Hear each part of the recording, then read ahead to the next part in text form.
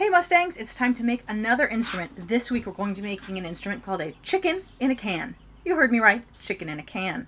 For this one we'll need a cup. I'm going to use a paper cup. You could use a plastic cup. Just about whatever you can use that you can poke a hole into.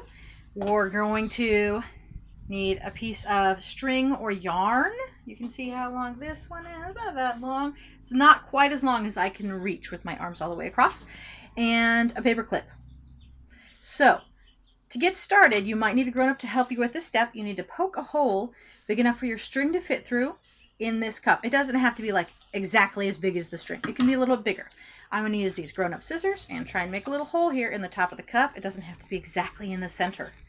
Nothing has to be very exact. Okay, I've got a hole in the cup. Next, I'm going to put the string through the hole. Just get it started, reach in, pull out the rest of the way. And then I'm just going to set this down while I tie the other end of the string coming out the top of the cup. Let's see, just like that. You can see the top end. I'm going to tie it around this paper clip. Just tie a quick little knot. Again, if you're not good with knots, you might want to have a grown-up help you with that, or look up a tutorial on how to learn to tie knots. Life skill. Okay, I am just for convenience sake going to slide it to the middle of my paper clip. Can we see it right there? And then I'm going to pull my string all the way through. So our paper clip is anchoring the string through the top of the cup.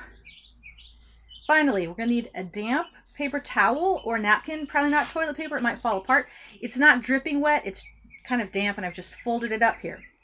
All right, I take my damp paper towel and I use it to hold the string. Listen closely.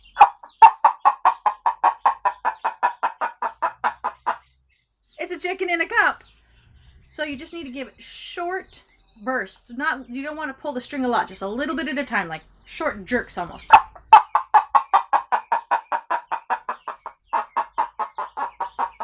Sounds like a chicken. I tried an earlier version with a giant cup, and the giant cup sounds like a really big chicken, almost maybe like a turkey.